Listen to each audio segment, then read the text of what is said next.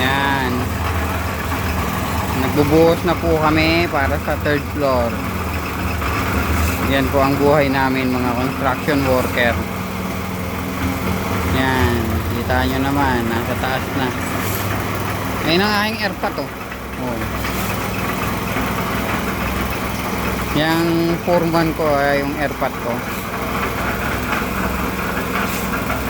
Kaya sa gustong magpa-ano dyan, magpagawa ng bahay yan, may mixer din kami. Oh. Yung mixer na yan, pinapaarkilahan ko rin yung mixer na yan. Kung ayaw nyo kaming kunin na gumawa ng bahay nyo, yung mixer na lang arkilahan nyo. Ayan. Ganito po ang buhay namin araw-araw, kaming mga construction worker. Pero ayos lang, at least wala kang tinatapakang tao. Ayan. Ito yung trabaho na hindi mo kailangan magsipsipan, trabaho na hindi mo kailangan magpagalingan, trabaho na hindi mo kailangang dilaan ng pet ng boss mo. Kaya siyempre nangampani na rin ako ng matagal eh. Maraming tagapagmana doon. Lahat ng mga kasama mo tagapagmana, bida-bida. Dito walang bida-bida, tulungan sila. Kaya nagustuhan ko ang ganitong trabaho. Alright. Oh. Nakuya Manny, sa ganitong trabaho walang sipsipan. Hindi ka tulad sa company, panay mga sipsip. Oh, yan. Oh. Oh. Yan.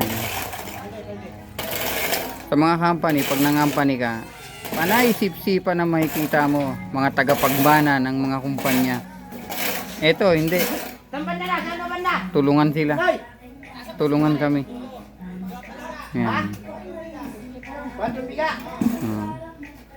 Yan yung airpot ko. Siya ang foreman dyan.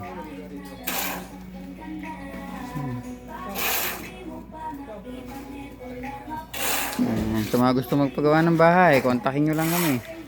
Kompleto kami, may mixer, lahat, mga skill meron. Kung magpapagawa kayo, oo, kung magpapagawa kayo, kontakin nyo lang kami. Always free, basta may bayad. wala.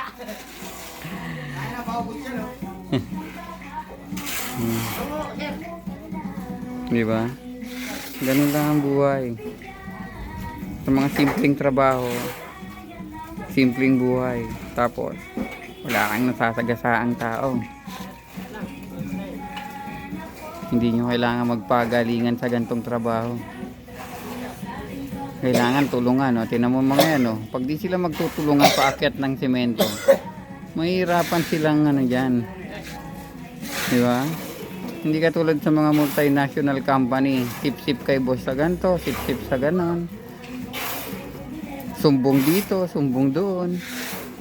Palakas dito, palakas doon. So, Pero yung engineer nakapayaw. di ba? Ano pang hinihintay nyo? Kontahin nyo kami pagpapagawa kayong bahay. O. May mixer kami, kasama na yan. Kasama na sa setup yan. Mixer namin.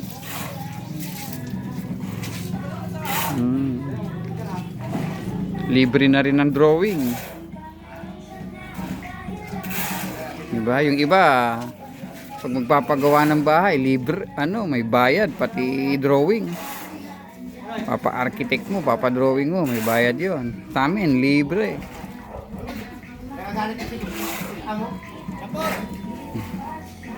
Diba?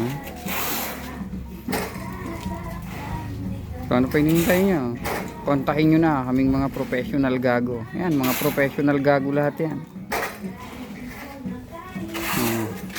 From root to tip.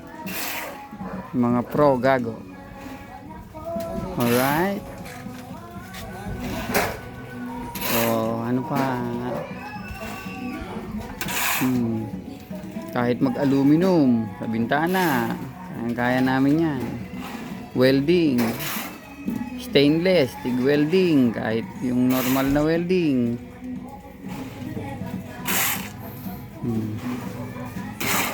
Di ba? Okay, bye-bye. That is for today video. So sa mga gusto pagawa, comment down below lang.